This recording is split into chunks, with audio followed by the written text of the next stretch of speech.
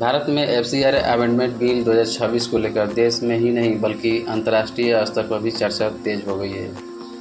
ये सवाल उठ रहा है कि आखिर एफसीआर बिल में ऐसा क्या है जिसे लेकर अमेरिका और कुछ विदेशी ऑर्गेनाइजेशन चिंता कर रहे हैं। क्या भारत विदेशी फंडिंग पर अपनी पकड़ मजबूत कर रहा है या इसका कोई असर विदेशी एनजीओ और चैरिटेबल ऑर्गेनाइजेशन पर पड़ेगा, और क्या अमेरिका भारत को इस कानून पर सवाल उठाने का अधिकार है।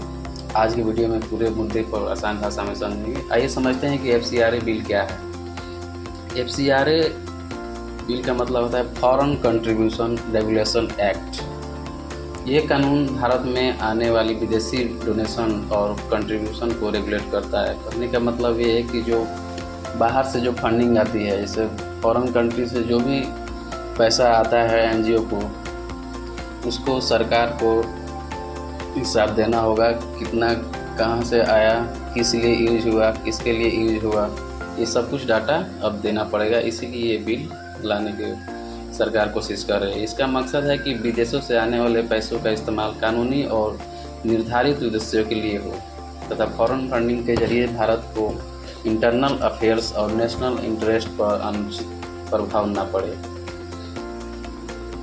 कहने का मतलब है कि एफसीआर बिल जो है, जो एनजीओ चंदा लेती है उससे हमारा नेगेटिविटी ना हो, कहीं दंगा फसाद ना हो, उसका यूज इसमें ना हो।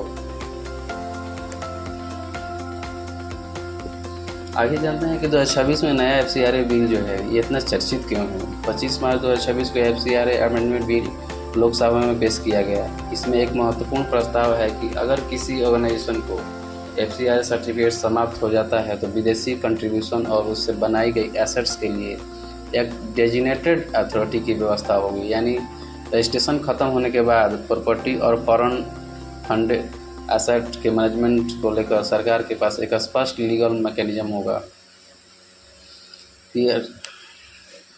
बिल में प्रोविजनल और बाद में कुछ परिस्थितियों में परमानेंट इन्वेस्टिगेट का फ्रेमवर्क भी प्रस्तावित है। अमेरिका में चिंता क्यों दिखाई दे रही है, ये एक ज़रूरी बात है। ऐसा नहीं है कि अमेरिका पूरी सरकार ने आधिकारिक रूप से कह दिया है कि एफसीआर बिल के खिलाफ है, लेकिन अमेरिका में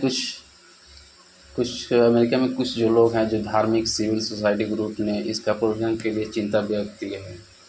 कुछ नए कानून से फॉरेन फंडिंग चार्जेस, प्रैक्टिस और एनजीओ पर गवर्नमेंट कंट्रोल ज़्यादा बढ़ जाएगा। विशेष रूप से कुछ अमेरिकी राजनीतिक आवाज़ों ने इस रेगुलेशन रिलीजियस फ्रीडम और क्रिश्चियन ऑर्गेनाइजेशन के संदर्भ में उठाया है, इसलिए इसमें कहना उतना उचित नहीं होगा। अमेरिका ने कुछ राजनीतिक और सिविल सोसाइटी ने एफसीआर बिल पर चिंता जताई है। असली विवाद कहाँ खड़ा होता है। एनजीओ का संपत्ति, मान लीजिए किसी एनजीओ को विदेश से डोनेट मिला, तो उस डोनेशन से किसने स्कूल बनाया, अस्पताल बनाया, ऑफिस बनाया या दूसरी प्रॉपर्टी खरीदी। अब अगर उस एनजीओ का एफसीआर रजिस्ट्रेशन समाप्त हो जाता है तो उस फॉरेन फंडेड एसेट्स को लेकर क्या होगा। यही सवाल इस बिल के केंद्र में है। प्रस्तावित व्यवस्था में डेजिग्नेटेड अथॉरिटी को इस एसेट्स के संबंध में सुपरविजन, मैनेजमेंट और डिस्पोजल का पावर मिलेगी। यह प्रोविजन सिटीज के बीच सबसे ज़्यादा चिंता का कारण है। विदेशी ऑर्गेनाइजेशन की चिंता क्या है। कुछ इंटरनेशनल सिविल सोसाइटी ऑर्गेनाइजेशन का कहना है कि एफसीआर फ्रेमवर्क में बढ़ती सरकारी पावर्स को एनजीओ के काम करने की स्वतंत्रता प्रभावित हो सकती है। ये विदेशी ताकतों का कहना है, लेकिन ऐसा कुछ नहीं है। भारत सरकार अपना सही कुछ समझ के बिल ला रही है, सबके लिए समान कानून।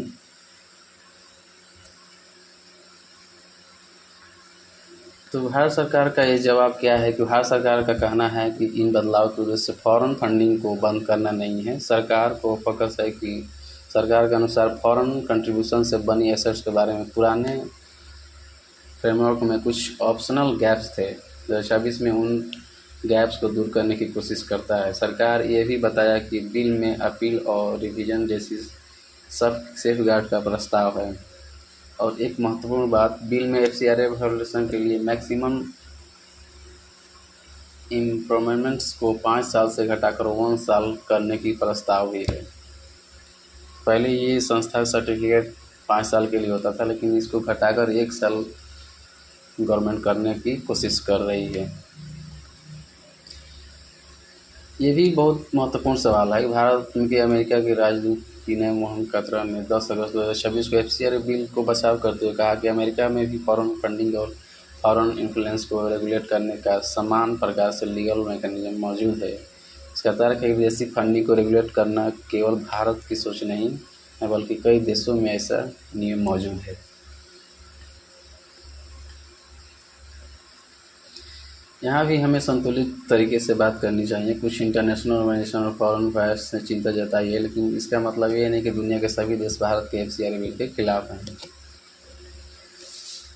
सबसे बड़ा निष्कर्ष ये है कि इसमें फॉरेन जो मनी है, फॉरेन मनी को ट्रांसपेरेंसी मतलब वो दिखना चाहिए कि पैसा कहाँ से आया, किस एनजीओ को आया, उसका सर्टिफिकेट है कि नहीं, लीगल है कि नहीं।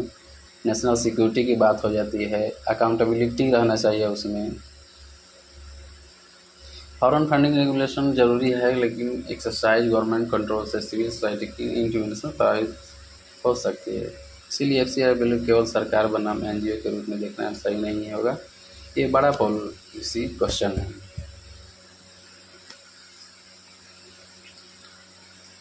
एफसीआर बिल का मेन निष्कर्ष यही है कि जितना भी हमारे फॉरेन कंट्री से पैसा आ रहे हैं, चाहे जितना भी एनजीओ, लगभग हमारे देश में 30 लाख प्लस एनजीओ है, जिसमें 14,000 या 15,000 का ही सर्टिफिकेट बना हुआ है। तो सबको सर्टिफिकेट ज़रूरी है, सबको नहीं है, मतलब जो जिसमें अभी 14,000 बड़े बड़े एनजीओ हैं उन लोगों का ज़रूरी है।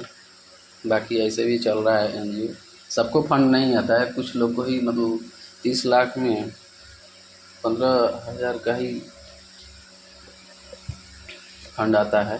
तो उसका काम है गवर्नमेंट को अपने पैसे का सही से यूज करना, पैसा हमारा कहाँ पर लग रहा है उसका पूरा ट्रांसपेरेंसी होनी चाहिए।